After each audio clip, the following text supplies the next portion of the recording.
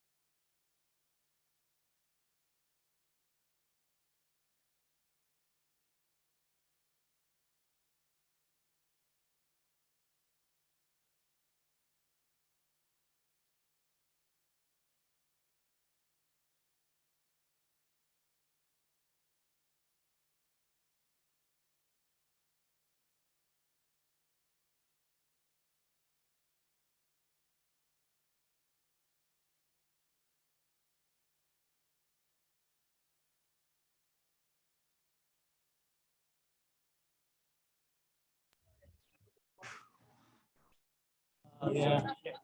No. Where's the trash can? Oh, see, look at that. Use your skill sets to open no. that. I'm good on the shit regular. I You gotta think watch that it. machine's You guys working? I are want a warning. regular order. Hey, I vote.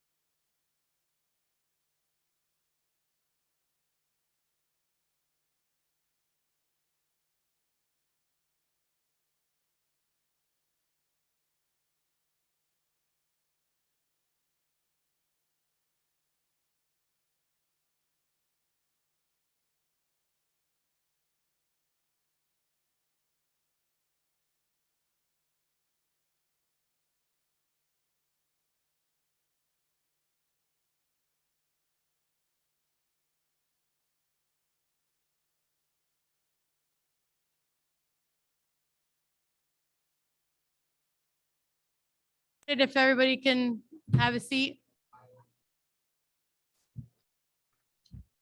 Stop talking. Okay, Dr. Rocco, your report, please. Sure. Good evening, everyone. I'd like to go over my report here. I know we do have some student reps who are going to be sworn in a couple of minutes. So as soon as my report is over, Mr. Carrig will swear in two of our three student reps. So we're happy to have you. A couple of items I'd like to talk about. Opening of school. I'd like to thank the entire faculty, staff, and administration of our school district for preparing our schools for opening and welcoming back our students. As was mentioned here last month and in our schools, our district has a theme this year of HTSD pride. P is for present, R is for respectful, I is for involved, D is for determined, and E is for educated. We'll focus on all 5 of these areas this year. This theme is for everyone in our school community, and I appreciate how the administrators, faculty, staff, and students put a focus on these areas and use them as part of the classroom and school experience. Staffing. As I've mentioned in these updates and in other opportunities to inform our community, we are not immune from the staffing shortage. However, this district is doing everything it can to fill vacancies. We're promoting positions in a variety of ways, from traditional forms to posting online and using social media platforms.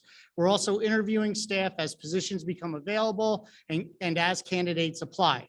I'd like to thank everyone involved in the interview and hiring process, all of our district administrators and supervisors, and our building leaders. I'd also like to take this opportunity to thank Dr. Copeland and his entire HR staff for the work that they are doing to promote the positions and move through the interview process.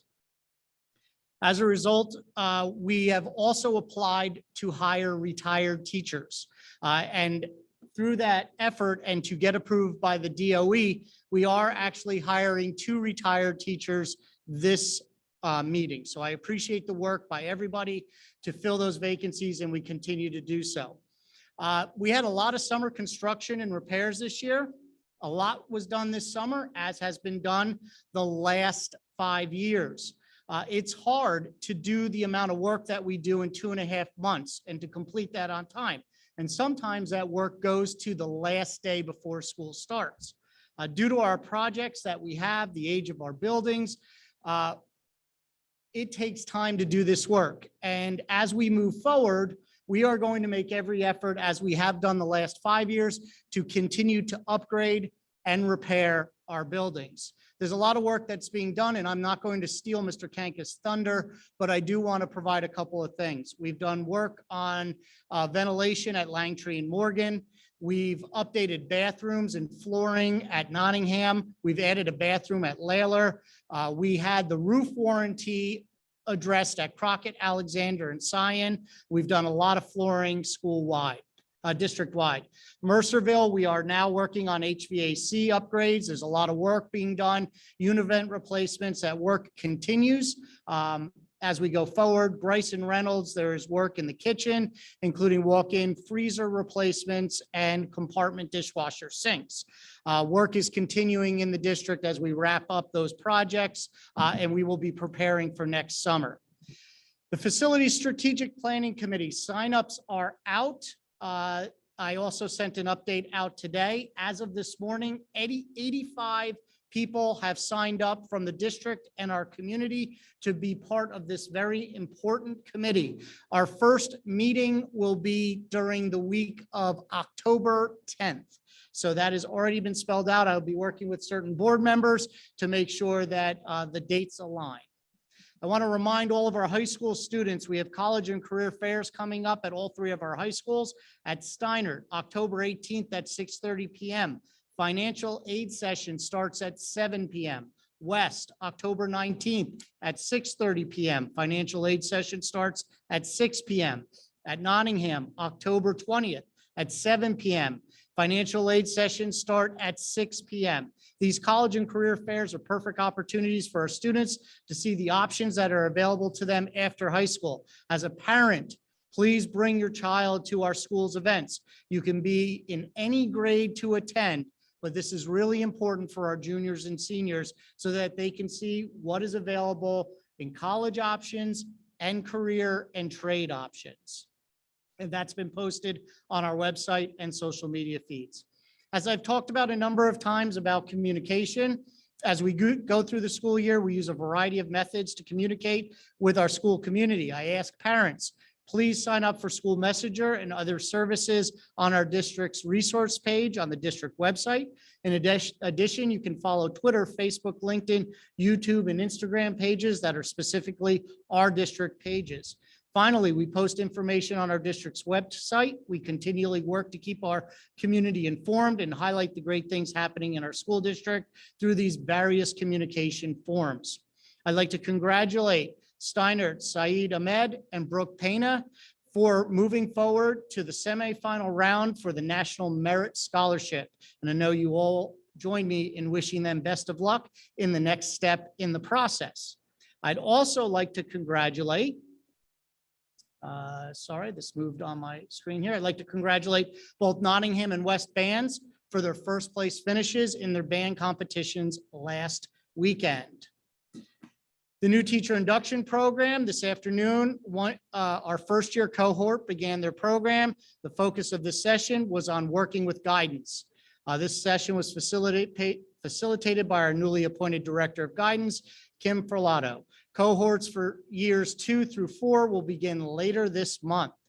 Our dual enrollment program with William Patterson University is up and running. Last week, we had a meeting, an info session through curriculum and instruction for students and families that are currently enrolled in Spanish 3, 4, and our AP.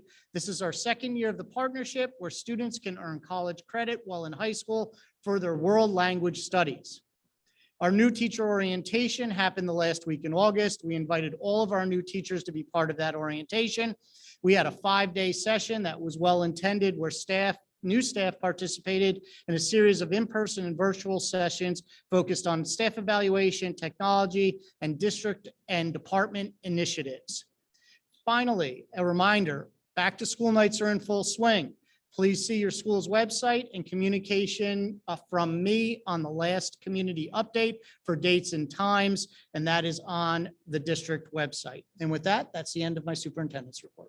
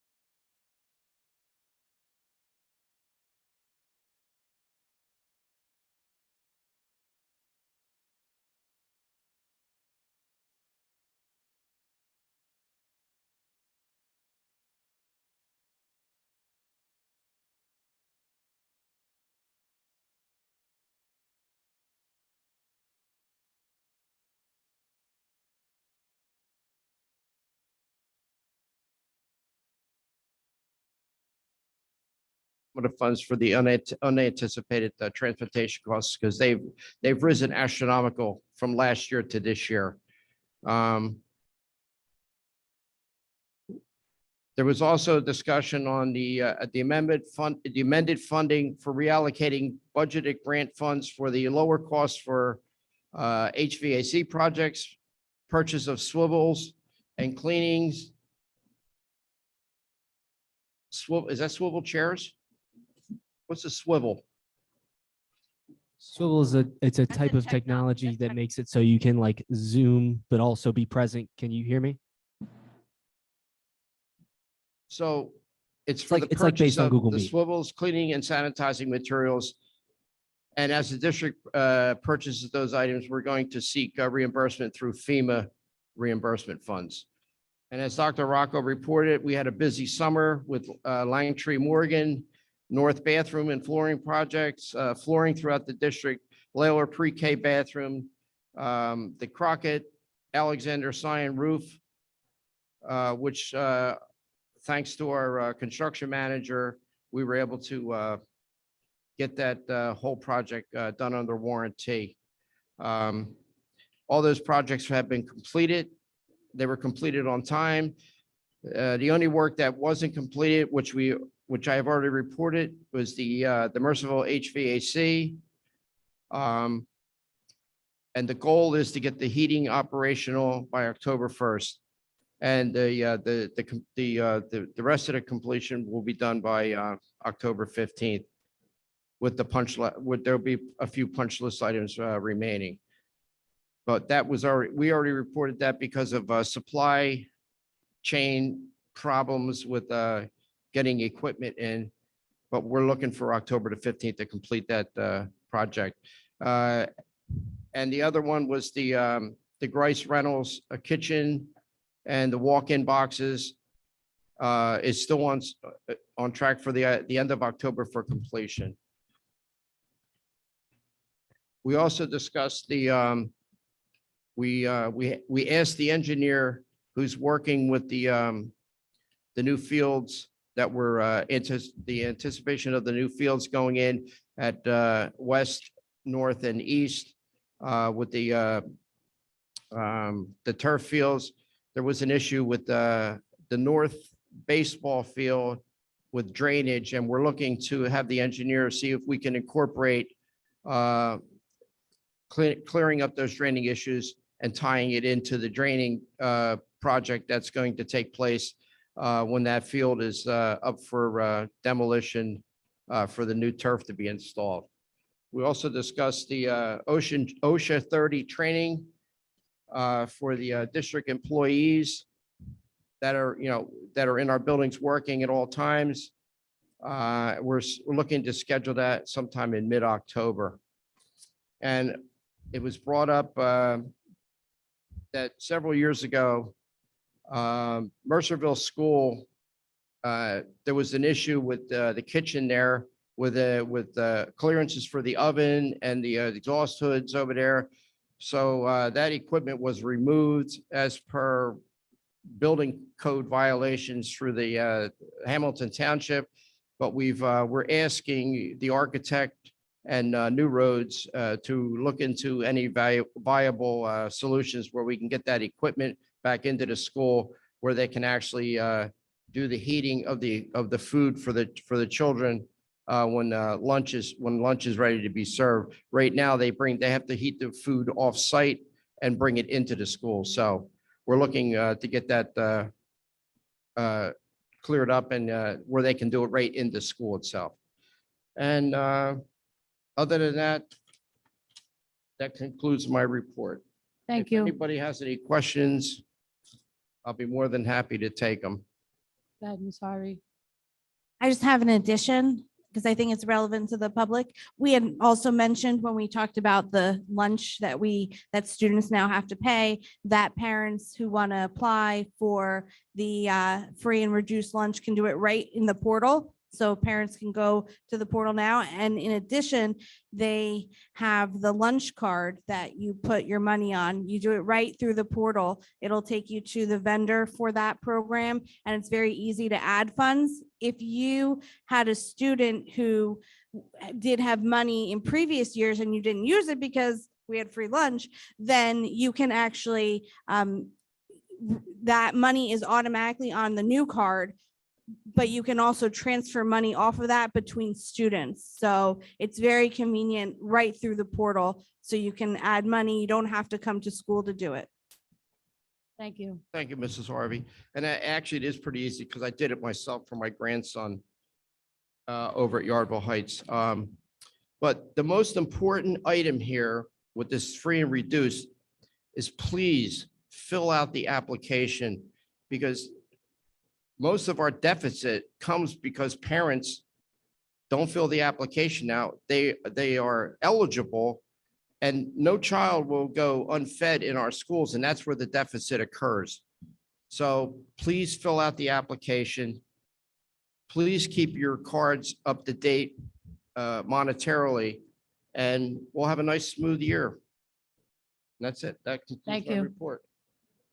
Thank you. Dr. Farrar, curriculum I report. think Mrs. Thornton had a question.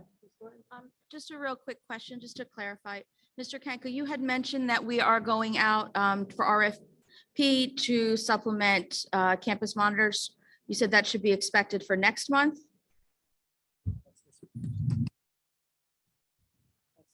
It's on this month. It's on the agenda. It has security. It's under the purchasing motion. We went out for bid, actually, and it's an award under the purchasing. Thank you. And before I do my report, I just wanted to add, I think we have somebody in Mrs. Atwood's office who will help people fill out forms if they need help. Is that not right? Yes. Yeah. So people can call the business office if they need help. Just call, Okay. all you got to do is just, if you know somebody that's having a difficult time, just have them call the business office and we'll get the forms filled out for you.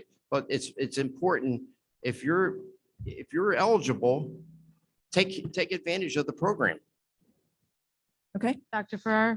First, I'd like to apologize for my back and forth, but we lost internet. And this is the first time I had all my notes on my computer because Dr. Rocco said I could do it.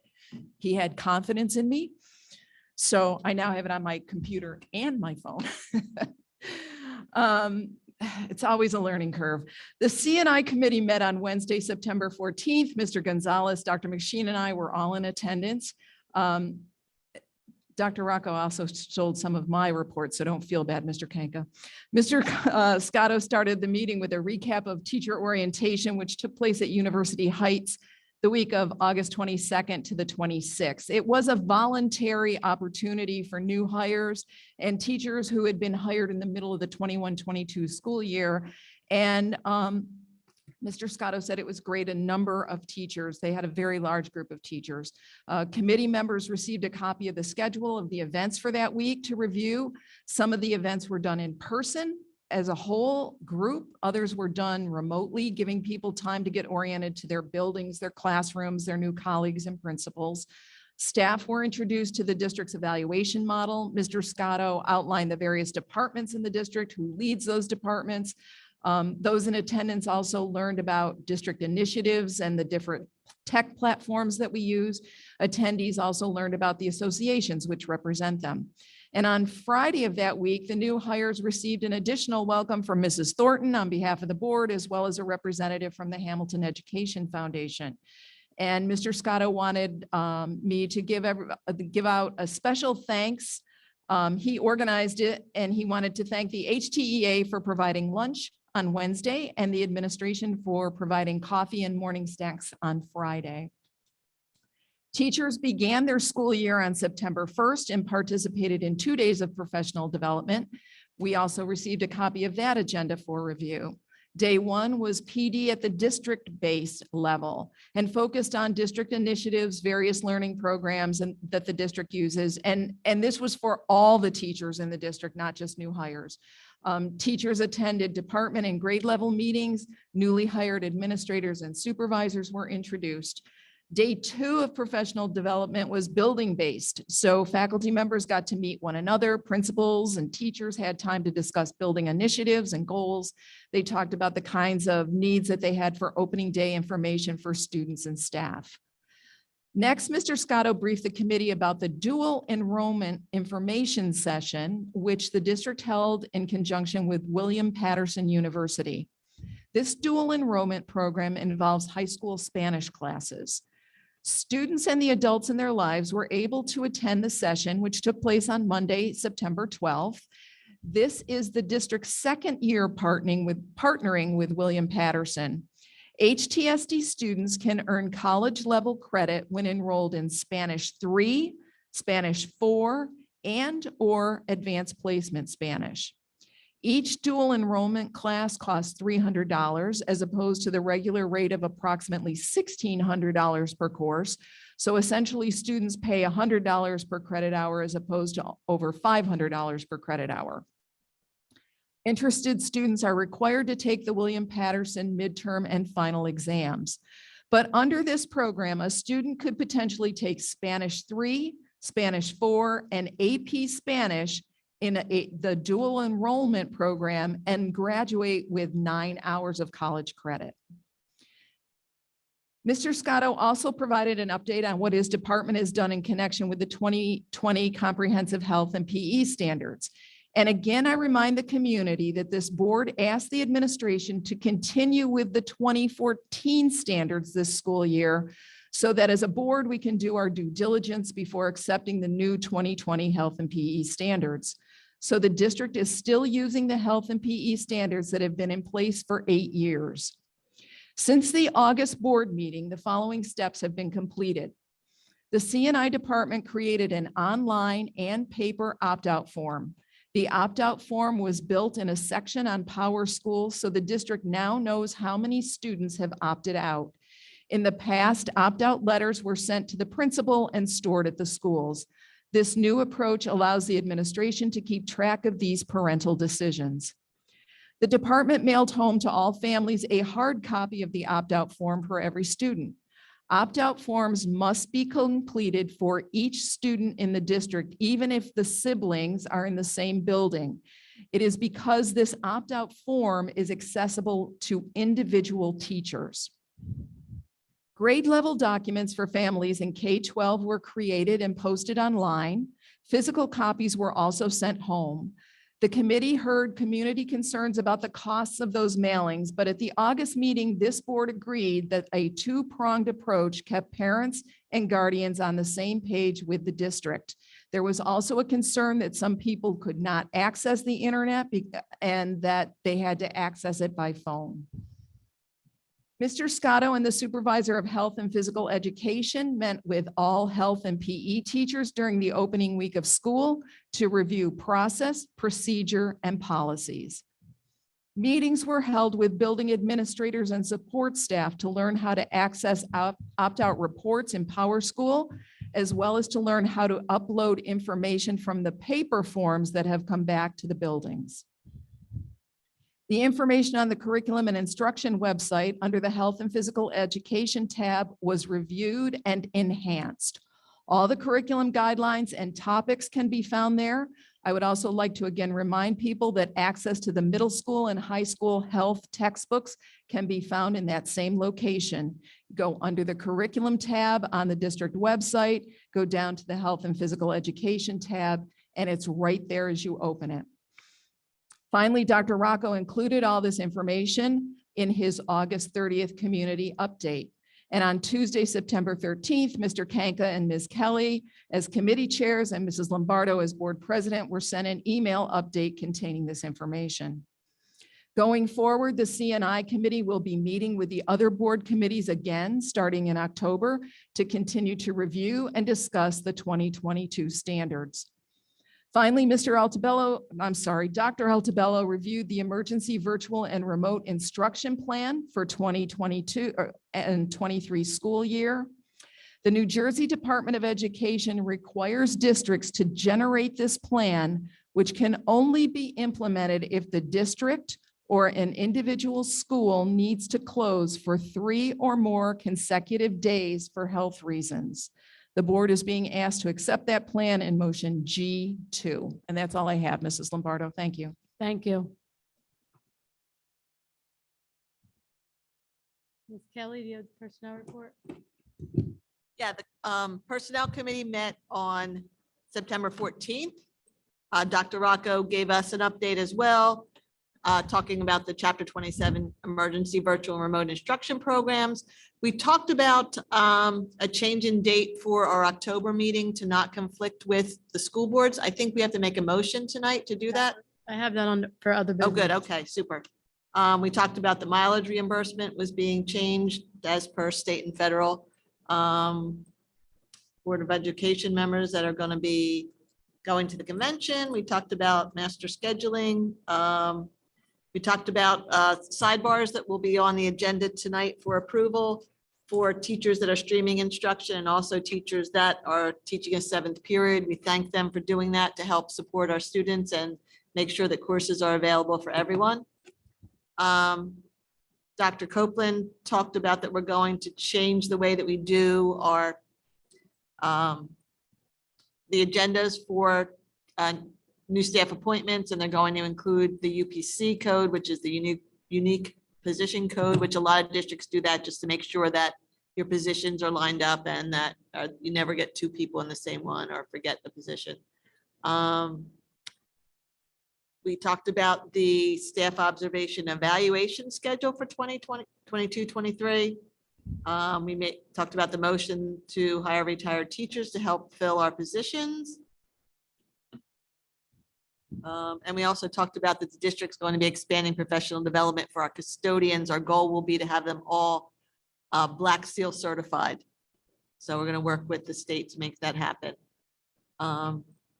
Ms. Atwood talked about the Park Avenue renovation, SR2 funding update. Dr. Artabello talked about the campus security monitors. And that was all. Our next meeting is going to be, hang on, October 12th. Thank you, Ms. Kelly. Okay. Okay, it doesn't look like we have anything for the monthly suspension report, bid report, or health report. We haven't. Next month. We don't have nothing. Yep. September will be October. What was I that? said we don't have Well, anything. I think Yeah, that's what I was saying. Tough hearing in here. Yep. The fan is pretty loud, yeah. Okay, now next we have the hearing of the public on agenda items only.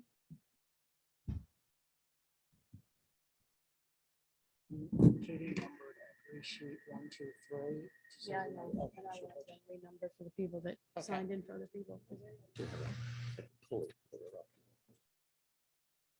Okay, this is for agenda items only, and we have a Marcia Polizzi.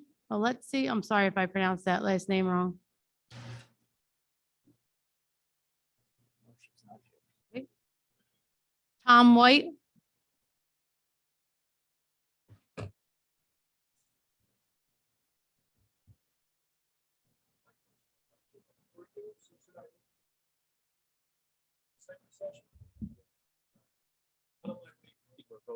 Yeah, if it doesn't have anything, it's not on the curriculum that we're voting on, then yes, you have to wait. Okay, I'll make sure I call you first for that one.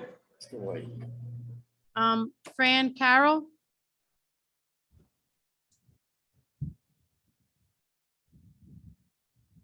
Thank you. Fran Carroll Hamilton. Sue Ferreira answered my main question about the emergency remote learning. I just didn't know what that was because there was no report included on the agenda online. So thank you for answering that question. The only other thing I had, and this is probably a housekeeping item under G5, the field trips, high school field trips. It's just a few of the dates look like they're lifted from last year. And I don't know if that's important. It might not be. I only know that because I'm very involved in the marching band at the high school.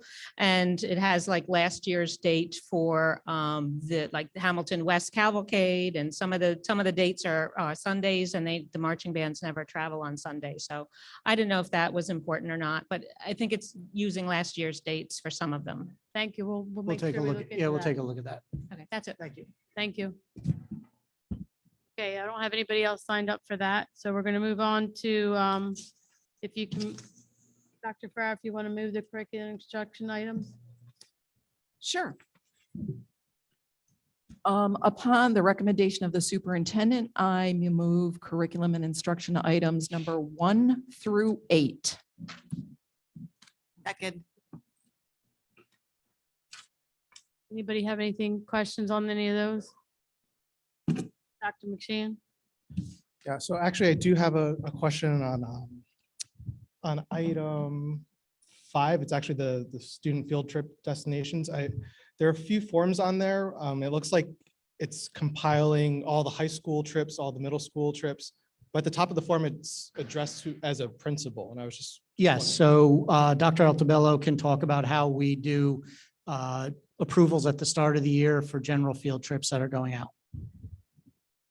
Good question. So each year at the beginning of the school year, we ask the board to approve potential field trip destinations, and we do it by level. So elementary, middle, and high school. These are the traditional trips that generally are taken each year. No specificity. These are just, we're asking you to approve these places as potential field trip destinations. That way, if a class at any one of the levels or a grade at any one of the levels want to go to these places, it's already an approved destination. So there are not quote unquote specific field trips that you are approving in those. You're just approving all of these places as potential destinations for field trips to take place. So we'll still have to approve the field trip when it happens. Yeah, so then the field trips would come in throughout the year, but we would know that all of the places are approved destinations by the Board of Ed before putting them to you for a vote. Okay, great. And that makes sense. So my kind of follow-up question is, based on what you just said, can we, I guess, throughout the year, just have a running list of the approved field trips? Because one thing I want to, make sure we take a look at is just make sure the schools all have, relatively equal field trips or opportunities to go to different places. Yeah, so what I can do in my office is we can start to provide a monthly list of field trips or compile a running list monthly. And that way, if the board wanted to see that in C&I committee, or if you wanted that as part of the admin content under that motion of the board, we could add that. That'd be great. Thank you. No problem. Okay, thank you. Anybody else have any questions on those? I'll You have one more? Go ahead. Yeah, I'll bring up the opportunity I usually have every month to just kind of call out some of the donations we've received or we'll vote to receive. I hope we say yes. And we've got some generous ones this time. So for the administration building elementary pop-up events, which have been great, there was a donation of 125 backpacks from the One Project to the value of $1,600. We have 2 donations to Greenwood Elementary, one from Amazon, the DW5 Delivery Center, and one from Mercedes-Benz USA. And both are for school supplies, backpacks, lunch boxes, things like that. Great. The Amazon one was $350 and the Mercedes was $450. Then we have 2 more to Robinson Elementary, and these are through Donors Choose. So thank you, Dr. Farrar, for bringing up the matching. Was this part of the matching? No, these were earlier ones. These are that were already accepted, and then there's a process they go to. Okay, so maybe next month we'll see Yeah, the next matching month. ones. And so the first one is to the value of $769. Sorry. For flexible seating, lab boards, beanbag chairs, basically furniture. And the second one was about $250 for calming toys, activity workshops, workbooks, I should say, and a tent for social emotional learning. So very cool items there. And there's a big one that I actually do want to hear about a little bit. Dr. McShane, can you just? I'm sorry, I But, yeah, speak a little thank you. closer. And there's actually a larger one at the end of the list, which I do want to hear about a bit if we can. And it's to Yardville Elementary from the First Day of School Foundation for preschool playground equipment, which is great, to the value of $26,000. And I just because it's so large, I just want to hear about what that is and what the plan is for building that. Ms. Atwood, do you want? Sure. I know Mr. Kanka talked about it. We talked about it in our committee report. The committee looked at the drawings, but it's for the pre-K sensory. Ms. Atwood, could you move You closer gotta to the talk mic right into also? the mic so we can hear you, please. It's really hard to hear in here. Okay, we did discuss this in the Finance and Operations Subcommittee. We shared the drawings for what the donation would look like. If they aren't any climbing equipment, they're for the preschool special ed program, as I understand. And it's wonderful that they wanted to donate this. In fact, it was given to us before the last board meeting, but we wanted to bring it to the committee for the committee to review the drawings, which we did. Thank you. And this is a donation by the family of the student who passed away many years ago. They've started a nonprofit. They've been very, very generous to us, so we want to thank them for that. Great, thank you so much. Anyone else? Okay, Ms. Out. Look. I want to point out a grant that we're talking about also, we're voting on. And that is, I don't want to upend a very generous gift of $26,000, but the grant is for $50,000 for new lighting equipment in Steinert's theater program. Can you tell us a little about that? So if you've ever been to Steinert Show, their lights are a little darker than some of the other stages that we have. And so they put in for a grant to upgrade those. And so you'll notice that at the next performance that they have. That's probably going to be their holiday concert that they have there. So the grant's been approved? They got the grant? Not yet. This Not is just yet. approved to submit for To the submit grant, it? but Okay. that's the reason why they're submitting. Okay.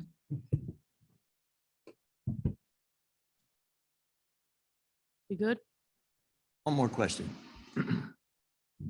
I'm gonna regress a little bit and go back to the gifts.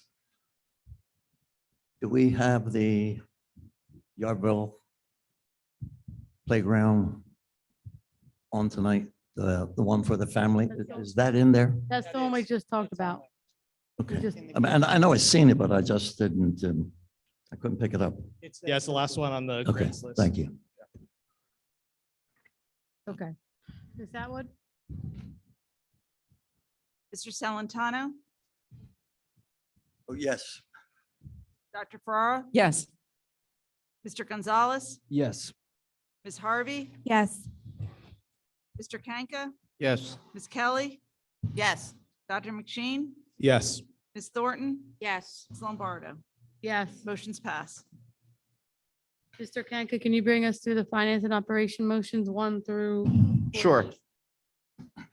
As per recommendation of superintendent, I move finance and operation motions 1 through 14. So moved. Second. Can I make a comment on Sure. just the question that had been asked earlier is actually under finance number 8, page 6. Did you say 8H? No, H is finance. Motion 8. Number 8, page 6 is the tri-shield. There was a question about the security bid that had gone out. Thank you. Nobody, does anybody have anything else? Ms. Thornton? Yes, just real quick on motion 12, the dual use applications. So I do see here, and I know that I mention it every time, and I know that our administration is very creative on how we use space because we are limited. But I just want to make sure that we're doing everything we can with this because it is the library that we're going to try not to have more than one group at a time so that they can best utilize services? Or is that something that we're gonna look at? I mean, is it used for more than one, or are we gonna try our best to limit it to one so that they can? It will depend on the day and what the need is. So there's a cycle of things, of days and things that can be used. It's They are separated. separated. Oh, There's, thank you. Ms. Atwood? No, does it, nobody else has anything else? Okay, Ms. Atwood, could you bring us through that? Mr. Salantano, Yes. Dr. Farrar, Yes. Mr. Gonzalez, Yes. Ms. Harvey, Yes. Mr. Kanka, Yes. Ms. Kelly, Yes. Dr. McSheen, Yes. Ms. Thornton, Yes, but on number 9, I need to abstain on page 37, line number 8. Ms. Lombardo. Yes. Motion's pass. Ms. Kelly? Okay, a couple things before I get started. First, I want to say, I know that we've been adding stuff as kind of live as we go for our appointments. And I just want to say thanks to the administration and the staff members that really worked hard to get interviews and onboarding and all that stuff completed so we can get new staff on the agenda to fill the vacancies that we have. So just wanted to say thanks for that. I do always read our retirements. So we have 6 people on the agenda this week this month for retirement. We have a Michelle Lamont Falcone, a math teacher at Hamilton East, retiring after 26 years in the district. We have Geraldine Malone, school nurse at Yardville, retiring after 16 years in Hamilton. Susan Nidrich, Yeah. a student assistance coordinator at Crockett, 11 years in Hamilton. Tamina Noble, a school psychologist at Hamilton East, 19 years in the district. Cynthia Peer, a math teacher at Hamilton North, 23 years in the district. And Donna Glom, a principal at Kistart, 3 years and 6 months in the district. So thanks to everybody for their service. Before I make a motion to approve, I have to actually make a motion to add an item to the personnel agenda. That would be number 17. That motion would be, 17 and 18. what? Are you going to do the resolution about appointing staff? Should I do that now or under new business? We could add it You with could do as it with 18. personnel. Okay, so then I'm going to make 2 motions. We could add that as 18. All right, so do I do both together or one at a time? 17 and 18. Together? Yeah. Okay. So I'm going to make a motion to add numbers 17 and 18 to the personnel agenda. The first one would be to deny, a motion to deny the level 4 HTSSA grievance that we heard this evening. And the second one would be to allow our superintendent to appoint new staff members between the Board of Ed meetings. I know that's common in other districts, and I feel like right now with staffing being so challenging, if we can get people locked in, that might help us fill some of our vacancies. So that would be number 17 and 18. Second. You gonna let us know who you're appointing to? You let us know. Yeah, oh, yeah. Okay, do we have us? You did? Okay. Liam seconded. Tina did. Any questions? Any I just want to questions on those? echo your comments about, a lot of times, all of you out there don't see what we see, which is, we get these notes. Okay, we think we've got 3 more people. We're going to put them on the agenda. It's kind of late, but we understand and we know you understand. And the administration has been working nonstop to get positions filled, and I too really appreciate that. Mr. Gonzalez, did you have something about the 2 motions or no? I second. Oh, you did, okay. Okay, ready? Okay, you're right, you have to add the motions on and then we'll do the next. So we have to vote to add the motions This first. is Add the the vote to add motions, the 17 and 18. That was the motion to add number Yep. 17, 18. Yeah. All in favor? Aye. Aye. Opposed? Abstain? Motion's added. Okay, like upon the recommendation of superintendent, I move items 1 through 18 in the personnel agenda. Second,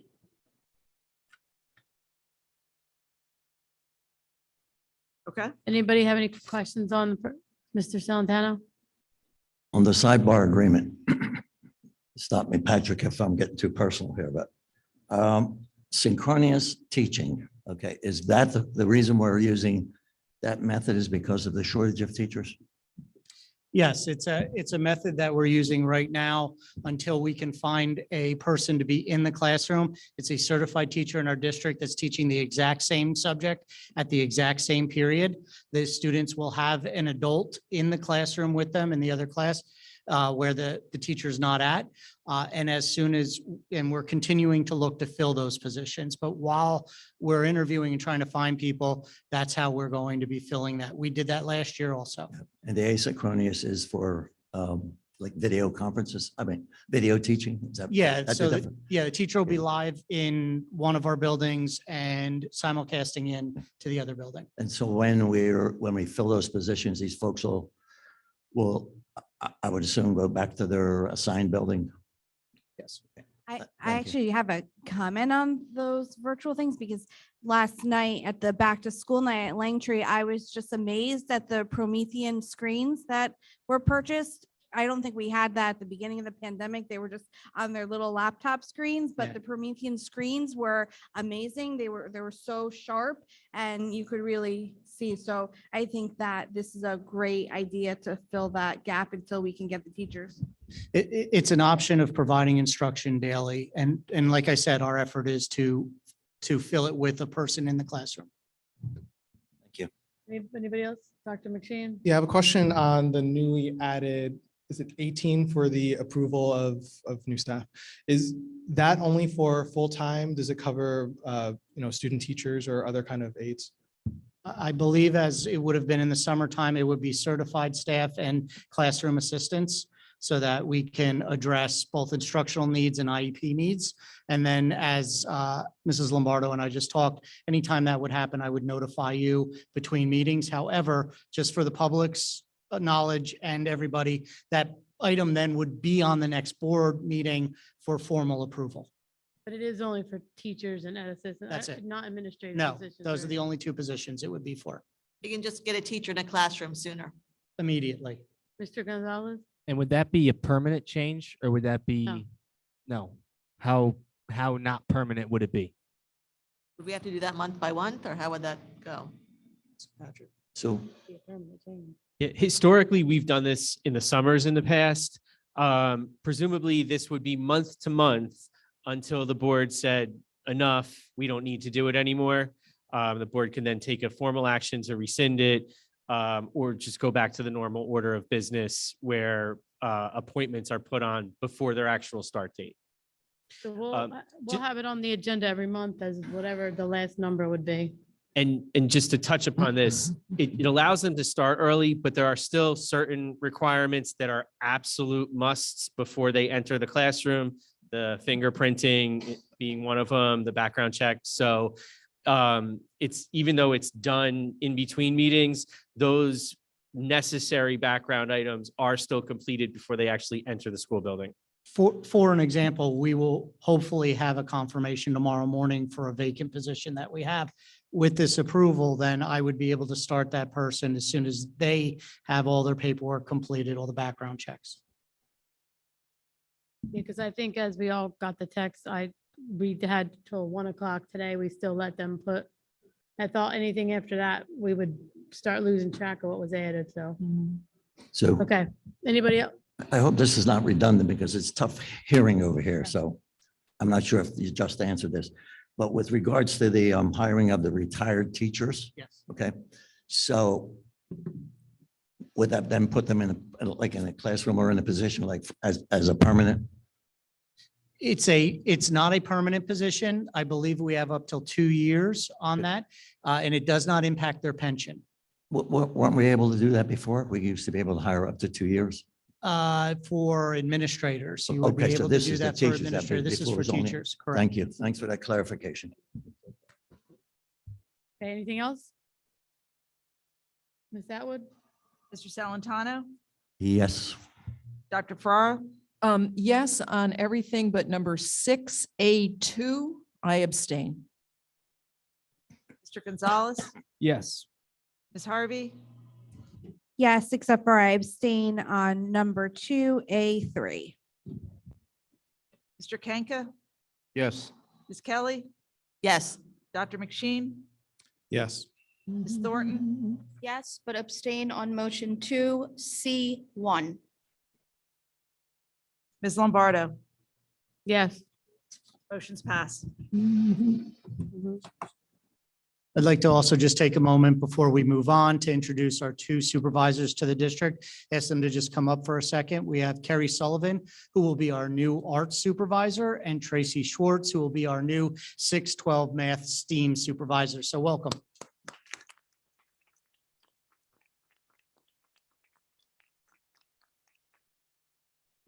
Thank you very much for this opportunity. I'm thrilled to be joining the district. So thank you to Dr. Rocco and thank you to the board. I'm looking forward to continuing working with your strong arts program here. Thank you, Carrie. Hi, just like Carrie said, I also am excited to be joining the team. I would like to thank the Board of Ed and Dr. Rocco as well, and I'm looking forward to working with the Math and STEAM department. Thank you, Thank you. Tracy. Welcome to the district. Okay, next we have other business. I need a motion from someone to move the October meeting to October 19th due to the school board conventions. I'll make So that moved. motion. Second.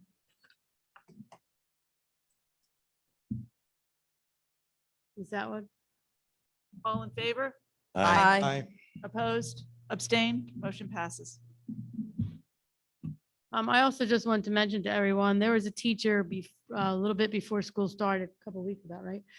That was in a very, very serious car accident with her two sons on the way home from the Crayola factory. Without getting into much detail, that she's actually a miracle walking now. And I just like everybody, she's a teacher from Nottingham. I know her as Miss Dulcie. I don't remember her married name. Oh, anyway, just keep her in your thoughts and prayers. She has come an extremely long, long way. I'm not giving out any information that's not posted by her sister every single day. It's a miracle that she's even moving, let alone now eating on her own, walking, talking. She finally can FaceTime with her children. She's in a rehab and it looks like she'll be coming home. I don't know when, and she's on her way and she's one of for me, she's a huge fighter. So it was a terrible accident. A truck had hit them. Thank God their boys were okay, but she needs all the prayers that we can keep on giving her because she truly is a miracle. Anything did I miss with that? You got everything. The injury was severe and Dr. Rocco and I talked that morning and it was scary. Scary. She was a math teacher here at Grice and then went on to Nottingham. So just keep her in your thoughts and prayers. Anybody else have any other business? Ms. Thornton? I think Mr. Kank was first. Well, Go ahead, Ms. Thornton. Okay, so I just wanted to ask, since we are moving the meeting, our agenda meeting to the 19th, I was just going to ask if we could possibly move up our initiative committee meetings. I know that they're scheduled for the 12th, but I didn't know if we can go 1 week earlier to have them We can, possible. we'll reach out to all of you because we're off on. Okay, So, yeah. maybe or a different day that week, Yeah, perhaps. Yeah, we could. Thank you. Yeah, we could. Thank you, work Ms. on that. Thornton. Mr. Kanka? You had something? Oh, yes. I didn't say this during my report, but I'm going to say it now. I just want to give a shout out and a very well, a thank you to the support staff prior to the opening of school, the custodial service, the administration, all the contractors who worked so hard over the summer to get these projects done on time, to get our children into a school where we spent a lot of money upgrading a lot of equipment. And I just wanted to say thank you to all those people that really did a good job. And the other thing, we knew about the two projects at Mercerville and with the HVAC and then the Grice rentals. But there was a lot of work done. There was a lot of floors replaced, carpeting, equipment was installed. It was just a phenomenal effort by everybody. And I just want to say thanks to all those guys and to our staff. Thank you.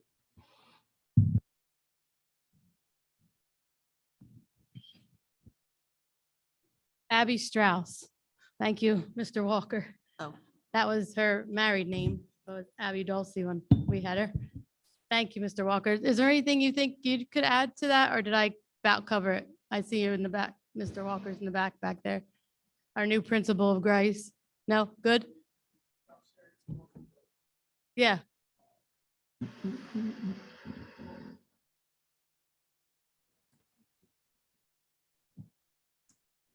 hear what you're saying. Oh, I'm sorry. Can someone, Can't hear a would word you you're mind just, I probably left something off, but I didn't realize that about the boys. I'm sorry. saying. Your portable mic. Thank you, Mr. Walker. Good evening. Like I said, I didn't want to give too much of the personal information. It was a horrible car accident on the way home from Crayola factory, as she mentioned. 18-wheeler drove the car off the road. The pictures were just, it was horrible. The children, they were in ICU for a couple, the NICU rather, for a couple days. Ms. Strauss was months, I believe. Yeah. I mean, she was unconscious, trach down her throat. It's The scary. family created a GoFundMe page. She was actually near the Eastern PA area. So the husband had to travel back and forth, the family traveling back and forth. The Grice family, excuse me, I'm here, Grice, the Nottingham family and the math And the teachers. Grice. She And the was here, Grice, because, yep. yeah, she did teach here prior to going over to Nottingham. Just ask for prayers. They would, they had a Facebook page, it would update the community and the school community. She was a valuable part of the Nottingham family. And I was there for several years. Very quiet, very loving, caring, care for the students. And Okay. it is a miracle.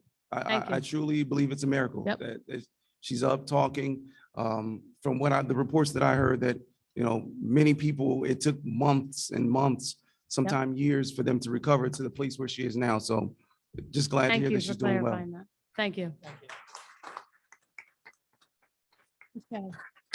Does anybody else have any other business? If not, I'm going to move on to the hearing of the public. Oh, go ahead, sorry. Before you open to the hearing of the public, I see you have like 3 pages of people. So I know that's going to go way over our normal allotted time. Is there a way that we can maybe make a motion to reduce from 4 minutes to 3 minutes so that we can get more people in there?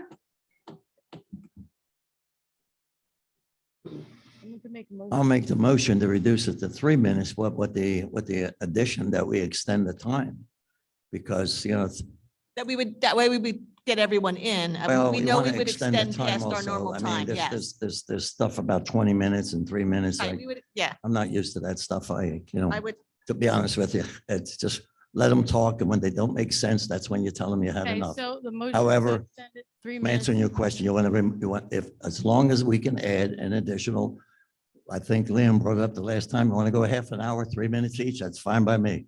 I'll support that. We have 14 people, 15 people times 3. It's 45, Where's our math? supervisor? 45 the math school I went to. so then the motion is that we adjust the time to 3 minutes, but that all 14 people or 15 people get to speak. Is that That's what you're even saying? better. Didn't you say it was 15 people times 3 pages? No, No, times 3 15 minutes. people. Oh, okay. No, times I 3 was minutes. getting ready to. But wait a minute, there's more than 15. Oh, people wait. here.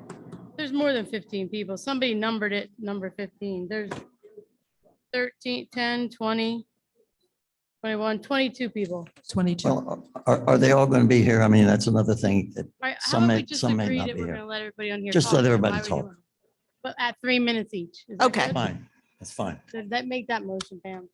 Okay. Everybody on the sheet. I promise I won't add anybody. All right, I'm going to amend my motion to be that we amend our time from 4 minutes a person to 3 minutes a person, but everyone who has signed up gets a chance to speak. I'll second that.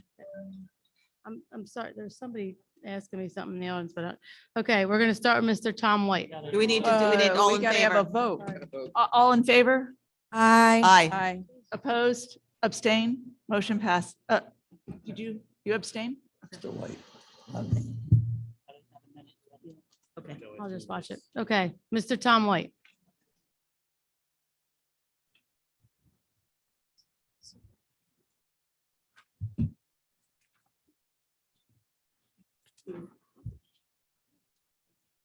Good evening.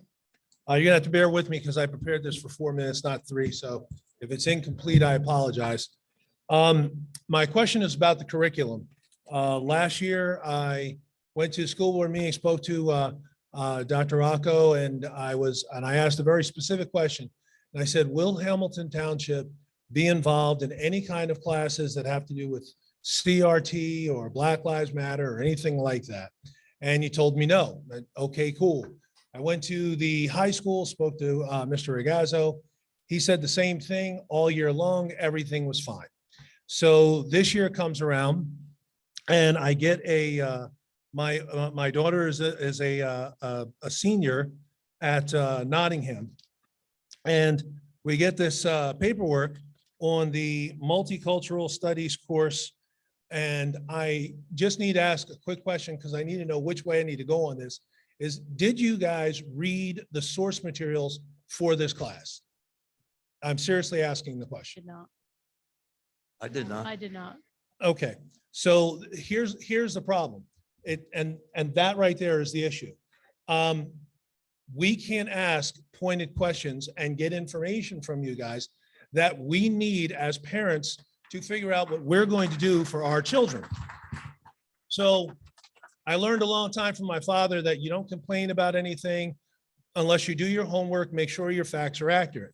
So I went and I looked at the source materials, and the source materials for this class are absolutely appalling.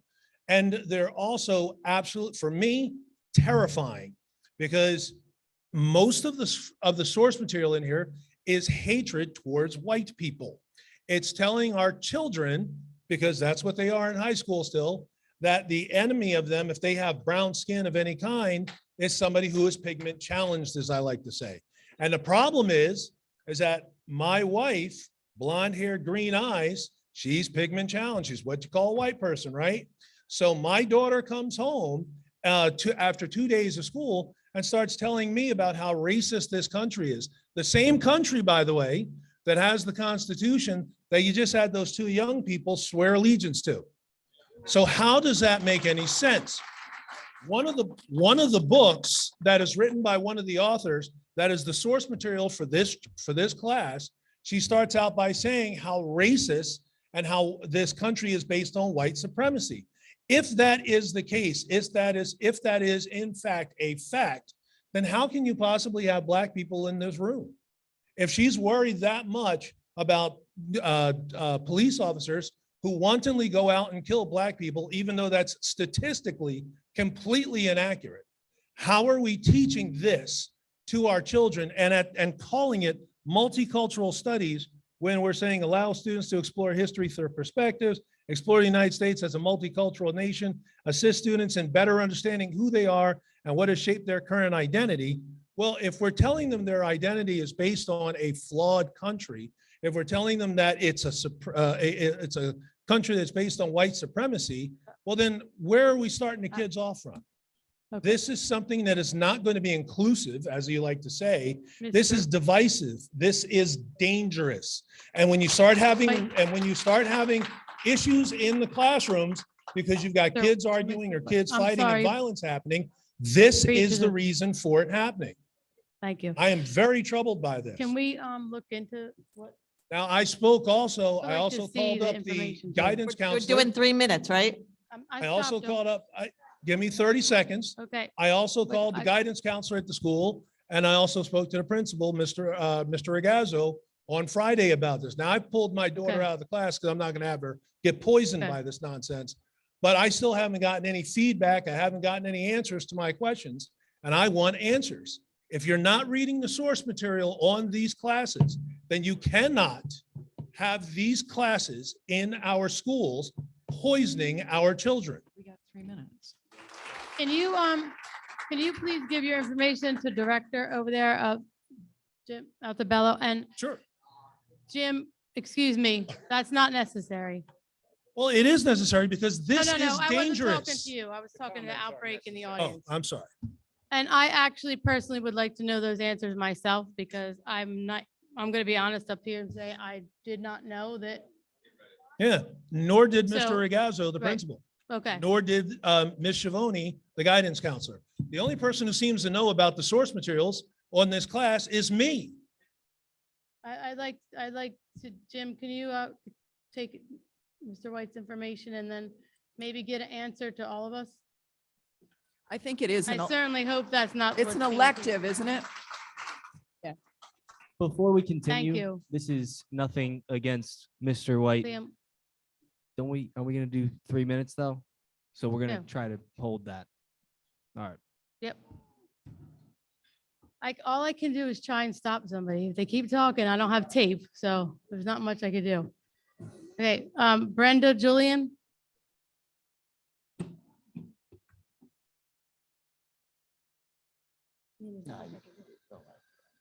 Hi, Brenda Julian, 3496 Nottingham Way. I was here last month, and the members of the audience that are in red came to have our voice heard.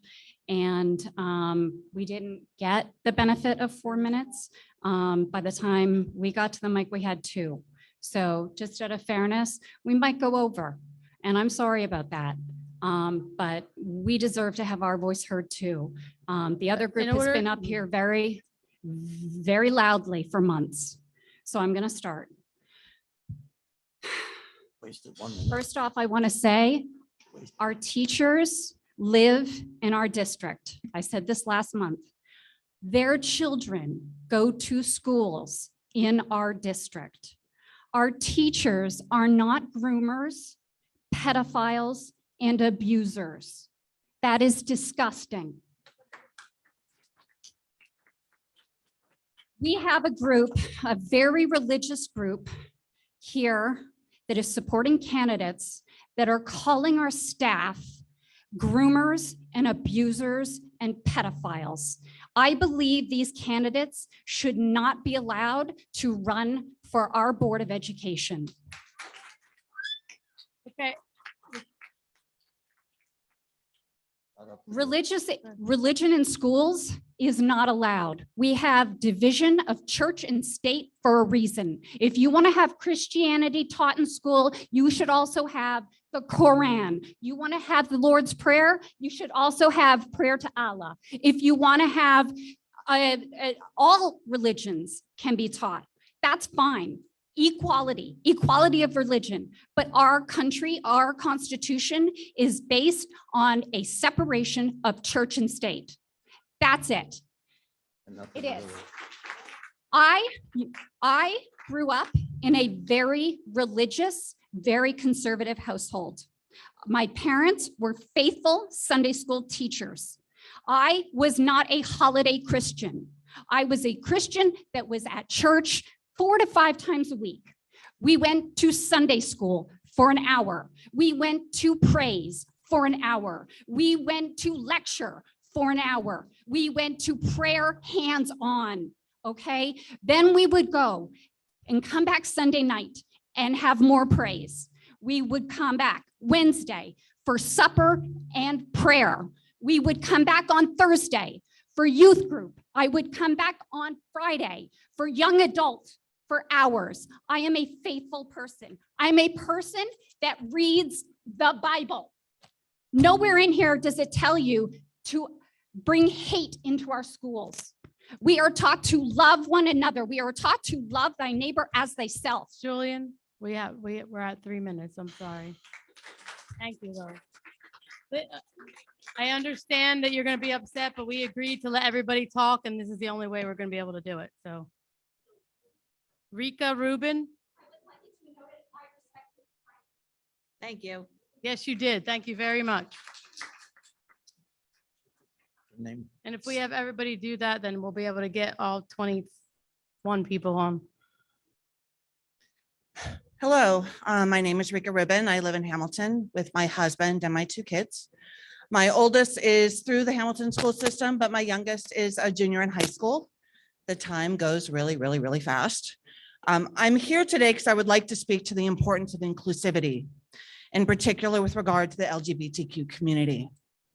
According to the Trevor Project, LGBTQ youth are 4 times more likely to attempt suicide and more at risk for being bullied. One LGBTQ child attempts suicide every 45 seconds. Risk factors include internalization of anti-LGBTQ messages, LGBTQ physical harm, LGBTQ discrimination, and the lack of social support is also important. I would like to thank the state, the township, the school administrators, teachers, and this school board for continuing to improve the inclusivity in the Hamilton schools. It's important. Kids can tell when a person or a group of people do not approve of them because of who they are. This leads to kids feeling unsafe, and no child should ever feel unsafe. Thank you very much. Thank you. Bay Rubin.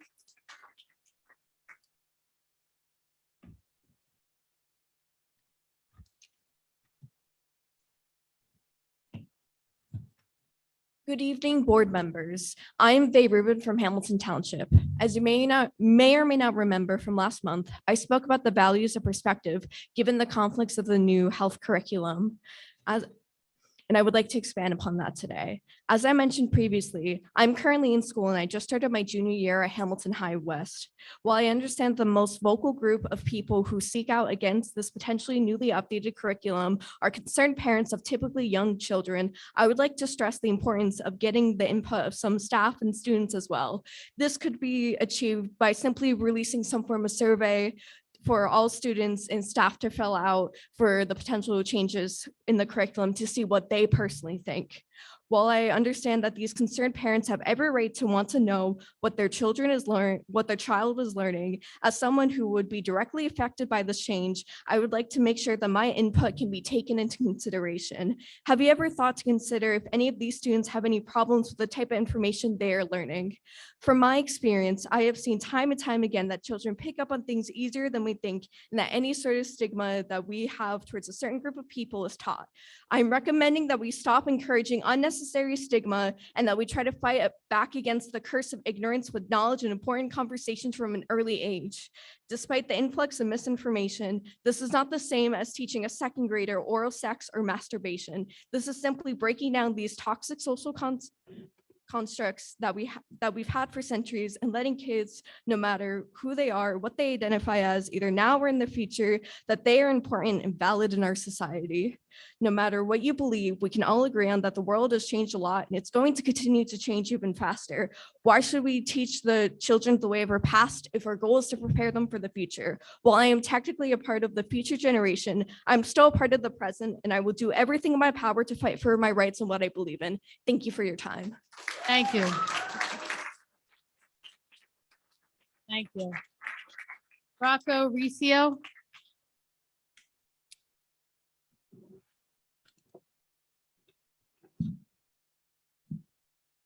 Good evening, Rocco Riccio, Hamilton resident. I want to thank the board for finding a building that didn't have air conditioning. It's very appreciated. But I do want to talk about transparency that Mr. White so eloquently brought up before. This is the only school district that I know of where the school board does not answer questions from the public during the public speaking portion. But I have questions. When the committees meet individually, and then is there a time when they reemerge and then discuss the issues that each committee has sponged upon? There was a question about the new curriculum, specifically the sex ed curriculum.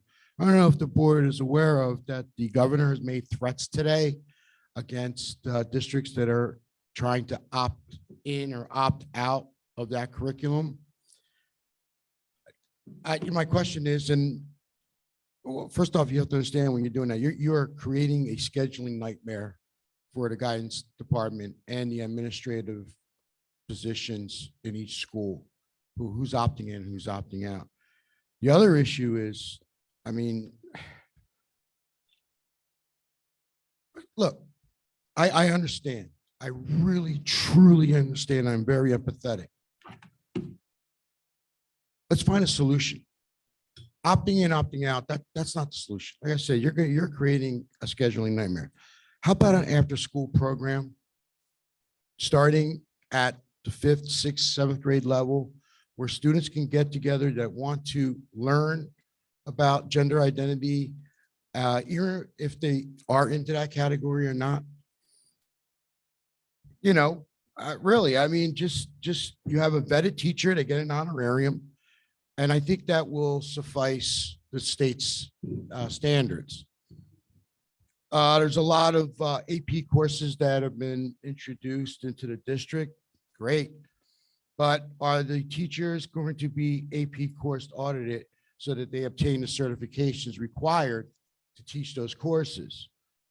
And do we have a memorandum of agreement with a higher ed campus where those credits can be transferred? Now, some of you, and I noticed there was no voc tech classes listed, but as some of you know, I am running for school board. Some of you have an issue with the term indoctrination. It's a mindset, indoctrination. It's a mindset. Okay, so let's get that clear. And some of your colleagues, Dr. Rocco, have taken advantage of social media to attack me. That's fine. I'm glad they're giving me a compliment. And the other is, if you throw the first punch, just know that I will punch back twice as hard. Thank you. Thank you.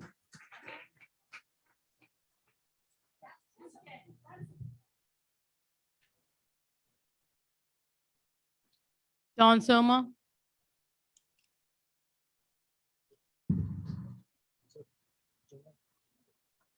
Dawn Soma. Dawn Soma, Hamilton resident. Raised 2 children here. Been a resident for over 25 years. Dr. Rocco and present board members, it really sickens and disgusts me what's going on in our district, especially at Steiner High School.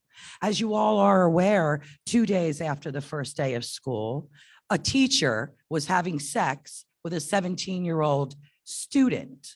The 17-year-old student, a 17-year-old student without any disabilities, is clearly able to make healthy and wise decisions. My perspective, everybody has their own. What happened with this 17-year-old child, although my heart goes out to her and her family, she's not a victim. We're crying victim here. And what did the board do, or what did the school do? They allow her to continue to run soccer on the soccer field. They allow her to run track. This is not This appropriate. is for school this related. meeting. Okay, so We cannot, excuse me. we're not going to go. And we're to not. what we So can I'm do going for to a talk student. about my child. That's fine. That is school business. Excuse me, Okay, my okay, you can child. speak about your is- child, but Thank nobody you. else's. My child is a student that goes to Steinert and is treated disgustingly by everybody in the building but one teacher.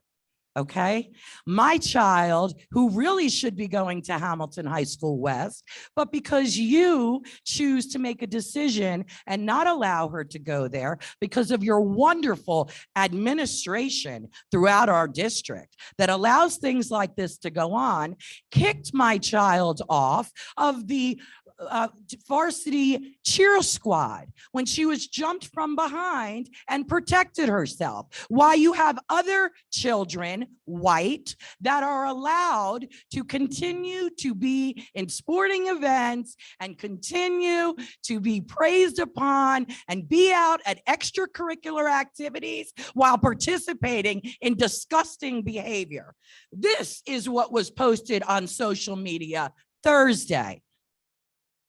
Today at Steinert, during 7th period lunch, my daughter had a major panic attack.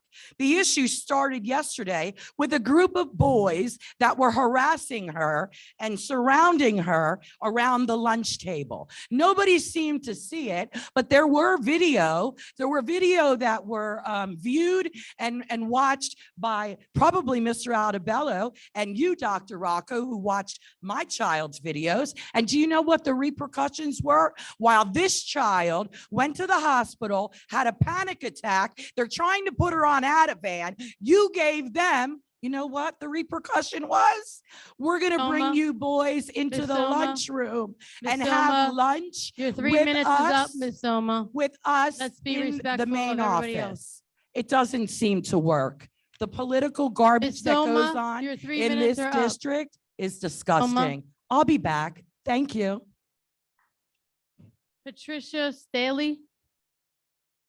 I'm sorry if I pronounced that last name wrong. No, you are correct. Thank you. Patricia Staley, Hamilton resident. And I'm here to talk about some of the other concerns that Hamilton residents have. 'cause Can we you are- speak a little bit more into the mic? We can't We hear. are having quite a bit of attention to the major concerns of children in the cultural and sexual education that they are being forced to encounter in Hamilton Township schools. There are other concerns.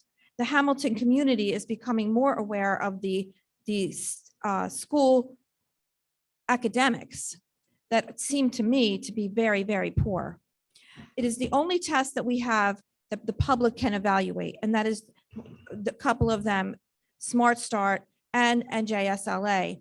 And if you evaluate NJSLA, which is the springtime after a year of teaching, I would say that there would be a great concern on the Board of Education concerning the academics of the children of this township.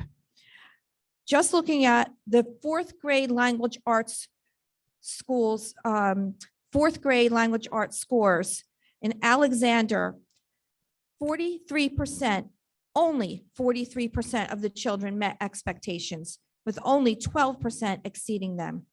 At the Wilson School, only 26% of the children met expectations, with 0 excelling on them.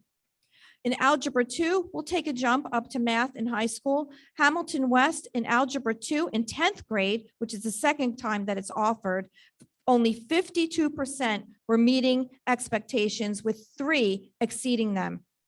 At Nottingham, 52% were meeting expectations, with only 2% exceeding. At Steiner, 60% meeting expectations, with only 3% who were exceeding them. This, in my understanding and in my day, are failing numbers. That is a D's and F's. I understand the test. I understand that it is a test that is not measuring moment to moment, but it is one that is seen as improvement over time. I look back to 2015, there's not much improvement. It's margin of error of 1% here and there. I also understand this is 2019 pre-COVID. COVID is a whole different situation. This is pre-COVID. Okay, what I am understanding also is that there's a diversity of children in the school. Not everyone's a good test taker. We can add all of the qualifiers. But what we are reading is that the children in Hamilton are not meeting expectations. When they graduate, they're going to have to meet expectations with the rest of the country. Now, children are teachable. Children are to be loved. That's what we hear from everyone here. There's a commonality here. We want our children to be educated. They are not being Ms. educated in our Stanley, schools. I'm sorry, 3 minutes is up.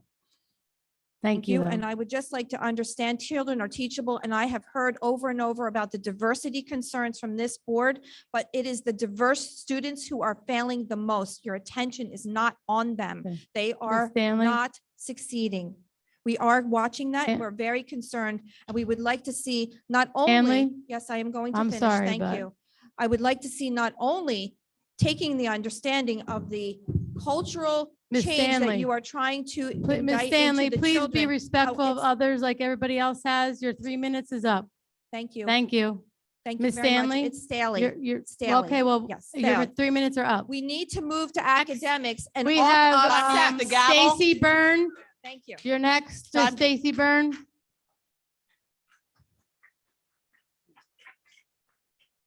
If we agree to this, everybody has to agree to it. Thank you. Or we'll just go back to 20 minutes and 4 minutes and not everybody will be heard. Sorry, Ms. Byrne. Continue. Good evening. I'm Stacy Byrne, Hamilton Township, 26 years. There's an emphasis in our schools today, and unfortunately, it's not on academics. I agree with Patty. My topic tonight is one which I never thought I would have to discuss at a school board meeting, but unfortunately I do. And the topic is pornography. Pornography, by definition, is writings, pictures, and images intended to arouse sexual desire. The American College of Pediatricians has this to say: consumption of pornography is associated with many negative emotional, psychological, and physical health outcomes. These include increased rates of depression, anxiety, acting out, and violent behavior, younger age of sexual debut, sexual promiscuity, increased risk of teen pregnancy, and a distorted view of relationships between men and women. With this in mind, I bring to your attention several books that you can find in our Hamilton libraries. They are pornographic. I will in a minute. It is illegal for me, if there were children in this room, to distribute pornography to a minor. And according to federal decency law, 18 U.S. Code 2251, sexual exploitation of children, the law reads, the illegal act of exposing a minor to obscene images occurs through the visual representation of any depiction, such as drawings, photos, images and video, and even cartoons, like in this book, and paintings. These images must show the minor some form of sexual activity and action. For a website that misleads an individual through showing cartoons or other visually appealing images to capture the attention of a minor, similar federal charges and penalties may occur through a criminal court case. Books in our libraries are available to minors. Now, this is not about intellectual freedoms. This is about protecting the innocence of children from undue harm, and it's also about obeying the law. With that in mind, I'd like to know the source, the process of review, and how a final decision is made regarding admission of books to the library. Dr. McSheen, I understand that you and Mr. Gonzalez Okay, you have to are on direct the curriculum, Chair, you can't direct the individual board members. but they're please. on the curriculum committee. So I wanted to ask them if they would meet Okay. with me afterwards and explain to me Giving the you a- process. These are two books. Ms. Byrne, I can't show the your 3 pictures. minutes are up. Yes, but you would, I'm just going to show I'll you the give pictures. you 5 more seconds. 'cause I Okay, cut thank off. you. With our children lagging after the COVID crisis, I'm just wondering why we have these books. I encourage all Hey, Ms. parents Byrne, to be your time vigilant. is up, Ms. Byrne. You people who have wanted Byrne, to, your time is up. If you want to give the names of the books to Dr. I'm going to hold them up so everybody can see. No, The you names can are sit down. Flamer Your 5 and minutes are up. gender queer. Flamer and gender queer. I would love for you to answer my questions. And I'm Thank you. sure they're not in our elementary schools. Monica. It doesn't matter. Dwartz. Anybody under 18 is a Monica minor. Dwartz, you're next, please. I asked her to give the names to our director so we can see what she's talking about. It's impossible for us to get to every school and every library and see what book she's talking about. Monica, did I pronounce your last name wrong? Monica? Yep, that's it. Sorry. Thank you. Janice Glonick. This is getting ridiculous. Come on, this is absolutely ridiculous. I hope this makes sense because it's the second time I've been cut off. I'm really upset about this. I'm against the health curriculum, body parts in lower elementary. No, maybe in 5th grade when girls are getting their monthly puberty and stuff like that. Yeah. The LGBTQ and gender identity, that not in the lower L, that should be in high school. Give them a couple lessons so that they have an understanding of what each group is about and that these people are still good people and you can be friends with them. You do not have to ostracize them. And the curriculum gives, we do not need this stuff in the lower elementary. So the curriculum only gives the lower elementary permission to use this stuff if we need it. Such as back in the days of the Pilgrims when I taught 1st grade. One of the night custodian, Mr. Francis, came in and said, somebody's peeing in the corner every night in your bathroom, every day in your bathroom. So next day I kept the boys in, sent the girls out to the boys. We got a problem. We got to, watch where we're going. And if it doesn't, we're gonna have a sign-in sheet and I'll check after every boy. One of my cherubs raised his hand and went, how do you know it's a boy? And so back then I could not talk about this stuff. Now I could, so if it's needed, I could do it. But back then I did a chemistry lesson and I said, Mr. Francis has this paper called litmus paper. He puts it into P. If it turns blue, it's a boy. If it turns red, it's a girl. And it was blue. So that's how we solved that problem. Nowadays, I would have to say no, because girls sit and boys stand, and hopefully they understand that, or then I would need body parts. Otherwise, I don't need to teach about that. Like I said last month, what we need to teach about is how to get along with each other. We need to learn that it's not all about you. Your actions and words affect everybody else that are around you. You have to learn to talk, compromise, and agree to disagree. And this goes all the way up into the high school so that they do not do things to people who are different from them. You have to learn to compromise. We had an ALPS teacher who had put something on, I don't know that she found it on her own or dreamed it up, but she had a poster which should be outside of every cafeteria. Before you speak, think. And then she put a big letter of each the word, and she made a sentence about it.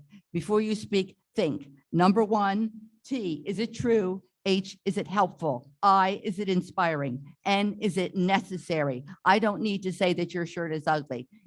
Kindergarten Weekly Reader this month has about saying how just because you don't like somebody's clothing, you don't say anything.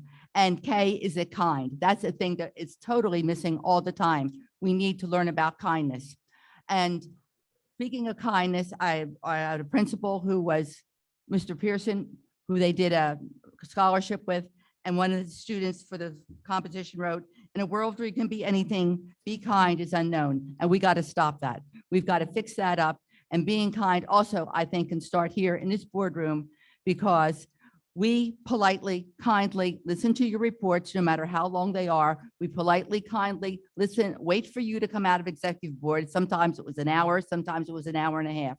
I think the courtesy should be returned to us. We only have 4 minutes a month to say what we want to say. And I think we should be allowed to do that. I think it should be responded. It should be unlimited time, just like the council has. They have unlimited time, and they even call you back for another 2 minutes after that. 3 minutes. But that's, it should be the 4 minutes for everybody, Ms. Sonic. because we only have the 4 minutes a month to do what we want to say. Return the favor because we politely listen to you. Thank you, Ms. Sonic. Lisa Lankowski.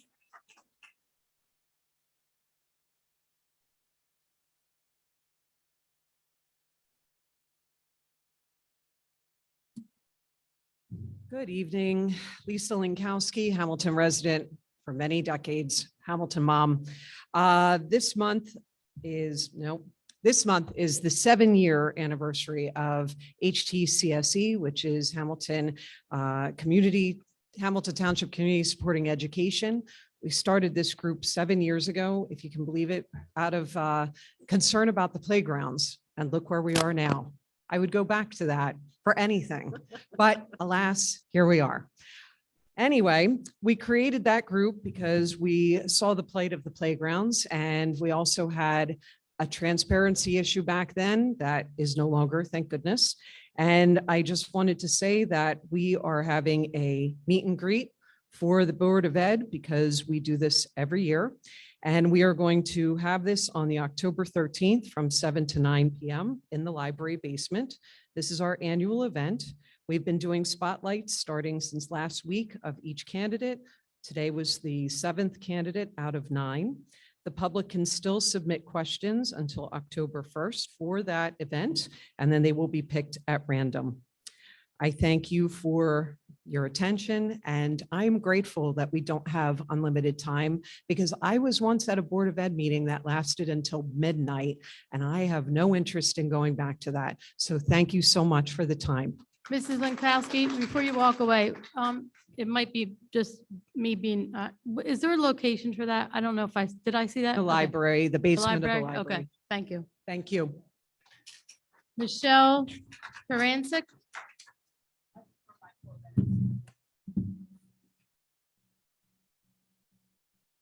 Michelle? She deferred. Oh, okay, thank you.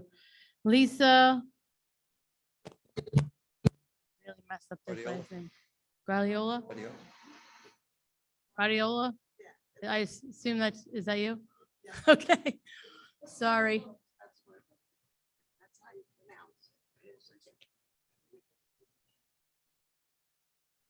Good evening, ladies and gentlemen, Dr. Rocco, Mr. Celentano, and those of you who I don't know.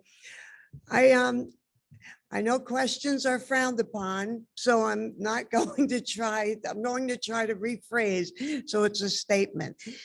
Last month's meeting, I asked about opting in and opting out, and I suggested that that's more a form of division than any other thing I can think of.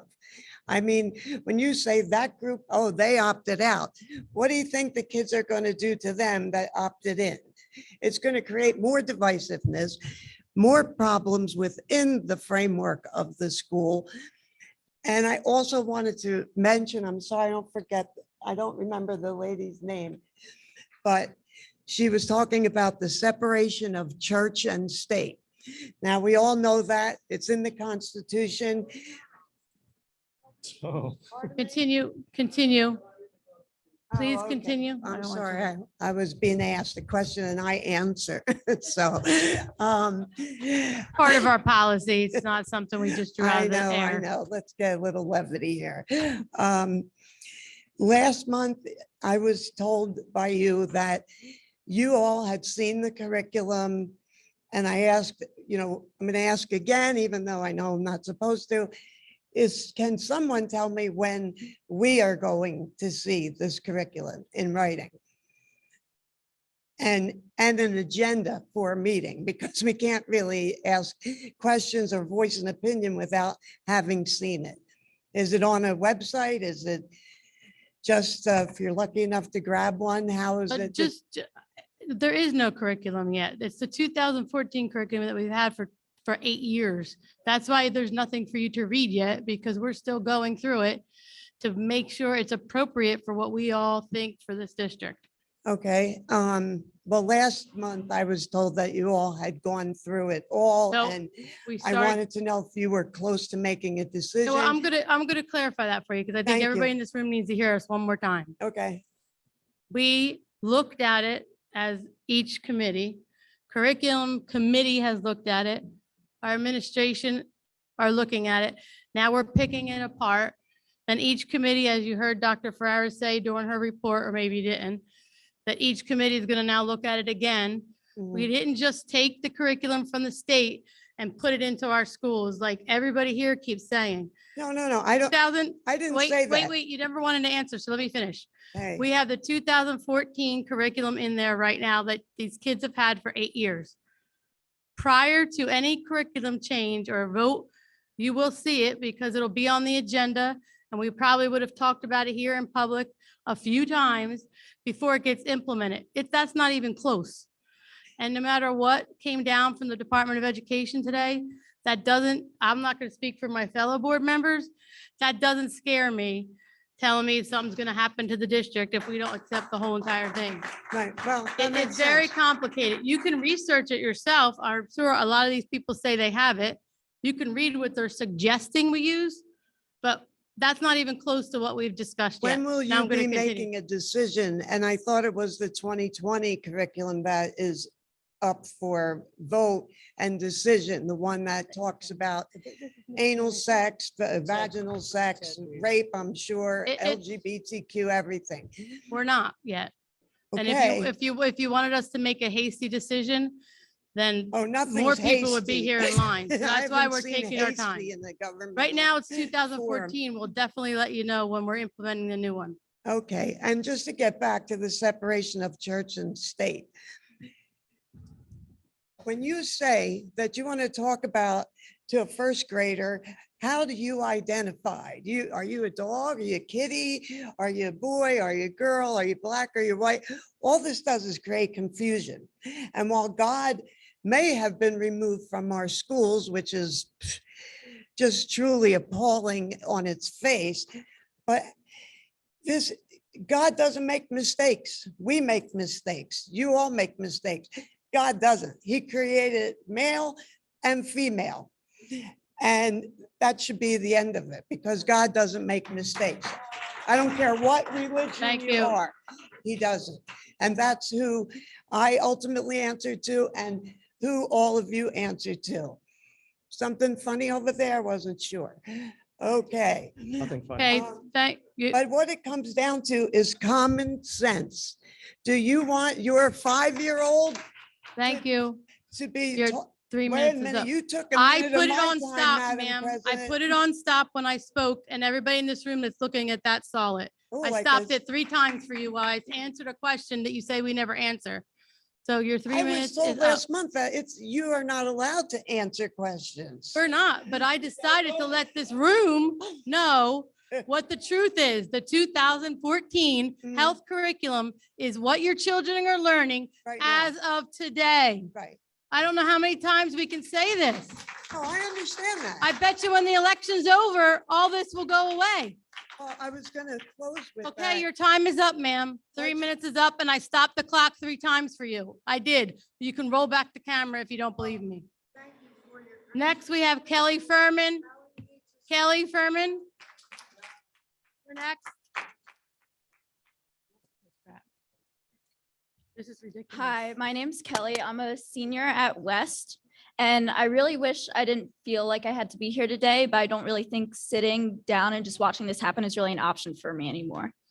There are a lot of board candidates this year who are set on harming LGBTQ kids, but really all kids in our district by trying to restrict new diversity, equity, and inclusion lessons centering around sexual orientation and gender identity and things like that. I just want to say, kids are not the weak, moldable brains you think they are. We have our own opinions, and our teachers in the district are really incredible. They've taught us to think critically and independently, and to think that they didn't teach us well enough to think on our own, to not believe and follow everything a person says is insulting to them and their abilities. I have so many teachers who dedicate their lives to bettering the future of their students. To call them pedophiles and groomers is nothing short of demeaning to the most selfless, kind people I've ever met. For example, when English teachers open our eyes up to multiple authors, they don't then tell us we're only allowed to read Shakespeare. They expose us to every type of writing that they can, and then we figure out the style that we like to write in or enjoy reading. The purpose of these standards is carried through every subject. It opens our eyes to possibilities, but it leaves the decision up to us. We live in a world now where we have lots of easy access to information, and attempting to ban these new standards that haven't even been implemented yet are only going to push kids towards information they can reach at their fingertips, which is extremely dangerous. If the board candidates truly cared about kids in the community, they would utilize caring, supportive network of teachers we have to discuss complex topics in safe classroom settings. Hamilton is filled with people who have committed to making it a welcoming community. Their effort does not go unnoticed, especially by kids who are part of the 1 in 3 LGBTQ youth without accepting families. So to these candidates, if you want to represent this district, you need to represent all of us, including me, including every queer child in this district, every parent with queer children, anyone who is different or feels excluded from what we have right now, you need to represent us. You're running on a platform that still excludes us. To those on the board, please continue to support queer students in Hamilton District. And to everyone here who I assume is voting in November, please consider the very real children who are going to be harmed by board candidates who run on dangerous and exclusive platforms. Thank you. Thank you.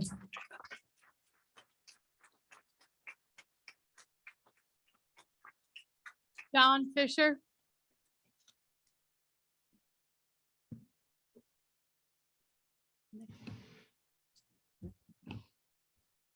Thank you, everyone. I am a parent in the district to 2 children in kindergarten and 2nd grade. I want to thank everyone on the board and everyone in all the administrations for all the different schools and throughout the district for a great beginning of the year. First thing is the way that these meetings are disseminated to the public is currently, I believe, through Zoom. That makes it a little bit harder than other, and I know that there's thought that's been put into this, so I understand. I'm not trying to tell you how to do your job. It's harder for the public to see what goes on in these meetings when the only time they can see it is either to come here in person or to watch the Zoom meeting as it's happening, as opposed to being able to see it on YouTube or some other streaming service where they could go back and reference things later. I think it would be helpful to several people here as well. I'll get to that in a little bit. On separate related note, I was very surprised to find out today that the district approved the use of school grounds for Board of Education political signs. I guess that's good for the rest of us to know as well. That's not supposed to happen. And if you saw Okay, them, that's great to know. I'm glad that, then you can feel free to take them down. great to and- know. Thank you. Because that's not even legal. I So figured you as can much. tell us where you saw them and we'll have somebody go take them down. They're out front. We'll have our janitor, if he's here, go take them down if they're on our property. Thank you. Mr. Walker, is there a custodian here? Thank you. That was taken care of. I Go want to ahead. I want to congratulate the two student representatives who were sworn in this evening. They took an oath, included among other things, an oath to the Constitution, as Mr. White observed earlier. Quick refresher for the rules. The school board, according to the United States Constitution, does not have the ability to quarter troops in your home. They also do not have the ability to regulate interstate commerce. They also do not have they also have to allow the public to comment publicly on things. That's why we're allowed to be here today.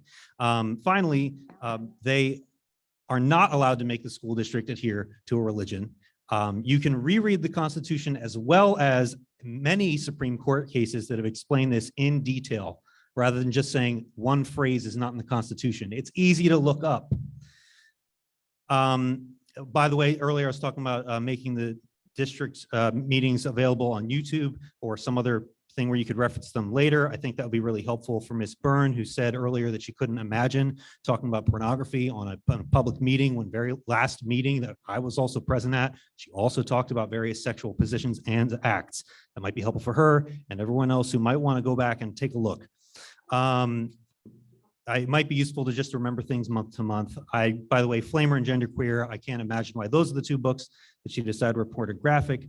Mr. Riccio, you wanted to point out that you wanted to compromise between opt-out and opt-in. It's pretty simple. If the families have to opt into an after-school program, that's not a compromise between those two things. That is just opt-in.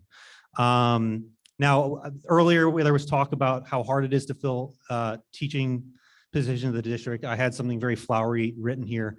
It's pretty simple. Teachers don't want to be treated this poorly. They don't want to be treated like groomers. They want to be able to actually teach your children and improve their lives. If you want the test scores to go up, you actually have to treat teachers with respect, and maybe they'll want to come here. Thank you.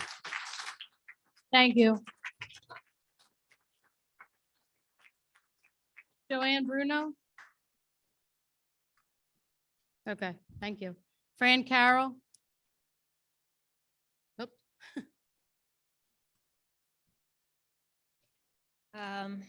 Yeah, there's so much to unpack that I don't even remember what my original question was when I signed up.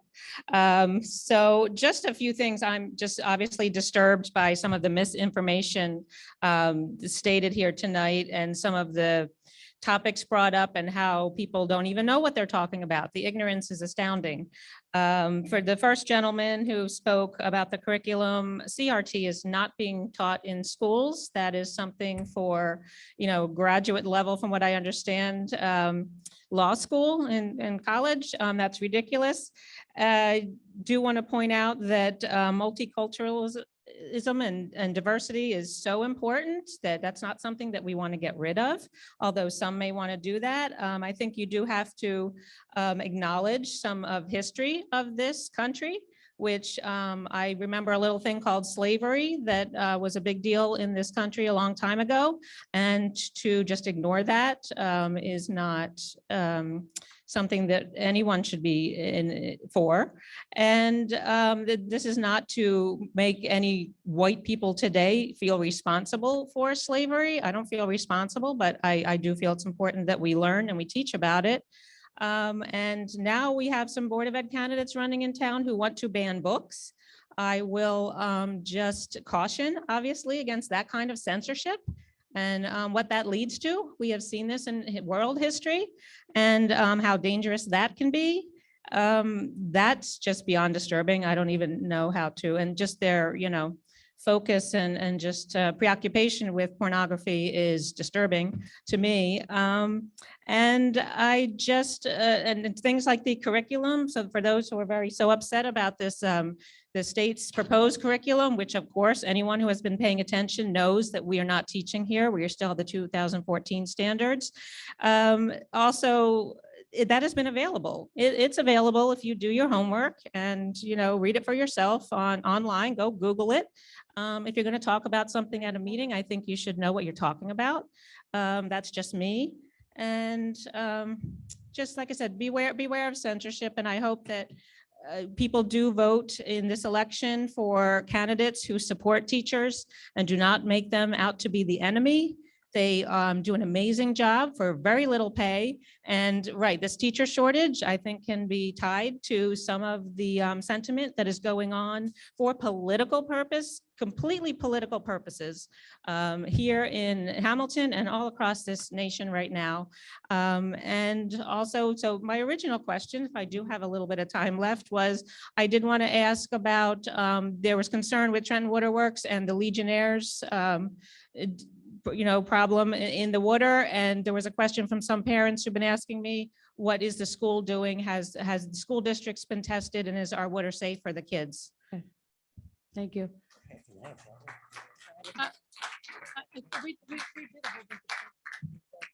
Filters and we're working with the township. I think I'll let Dr. Rocco. This is a public address that. health issue, so I want to address this so that we can put this out publicly. We're about half and half. We're between Trenton Waterworks and Aqua.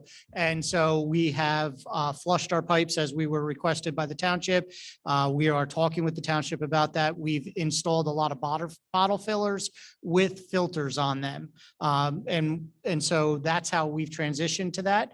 We will be meeting with the township again. Thank you. That only Okay. pertains to the Trenton water. Joe Marchia. I'm botching these last names. Joe? I guess he's gone. Frank Summers.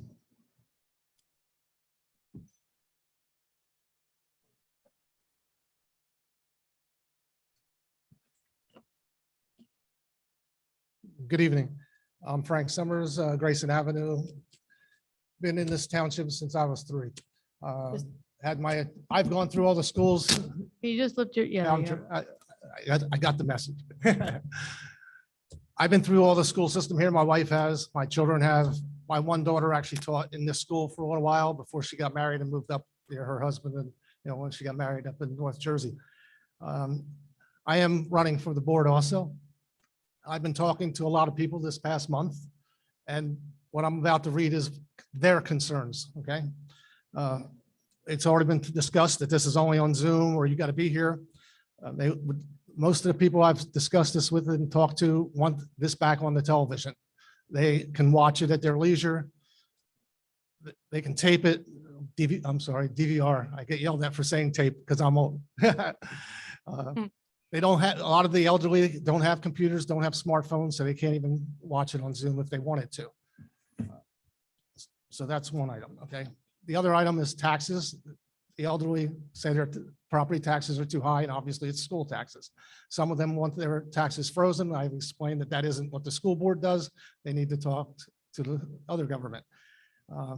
Some of them wanted their taxes frozen, or they wanted them lower. Is there a way of doing that? And I did explain that you guys this year have kept it level. They're all on fixed incomes, most of these people who I've talked to. And then the last thing, they obviously both sides, they've heard a lot about the sex ed, the 2020 curriculum. And most of them, I did talk to 3 who were for it, no matter what age kids they are, but most of them said this is what should be taught in the high school, that this should not be taught in elementary school and middle school. Okay, that's all I have to say. Thank you. Ben Grilletto.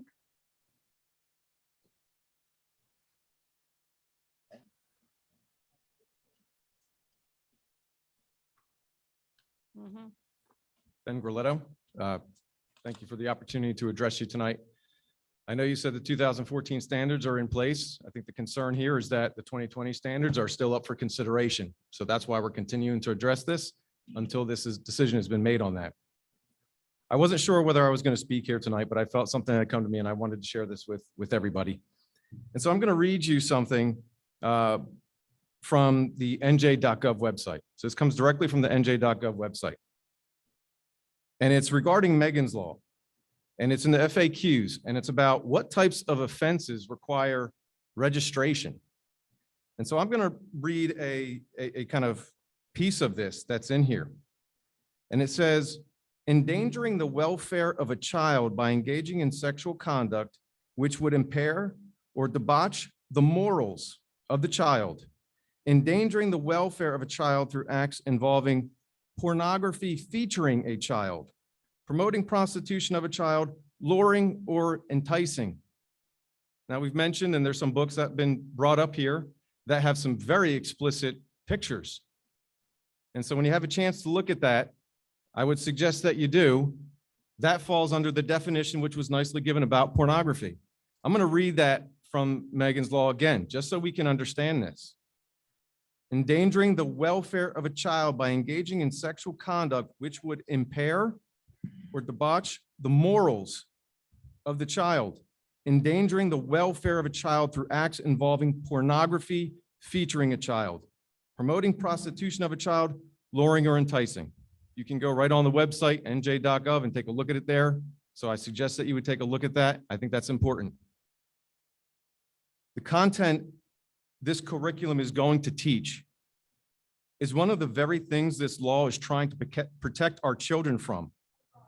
And I would argue, not only does it harm the children, but it puts our teachers in a very precarious situation. I think we should protect our teachers. We're putting a lot of them in a really tough situation.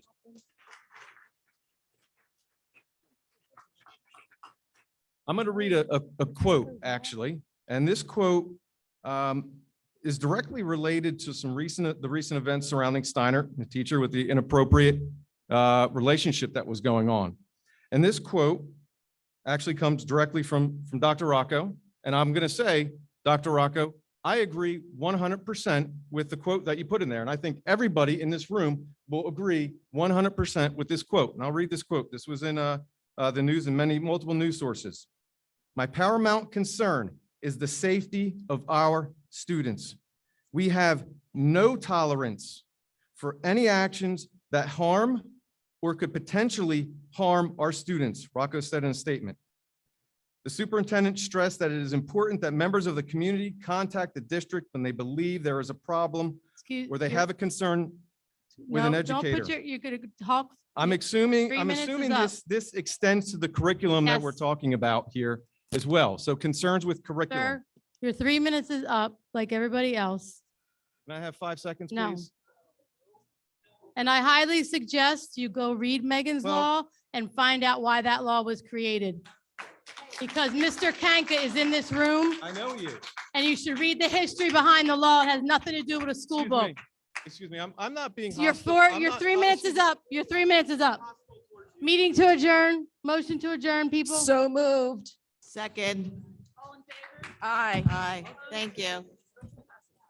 Meeting's over.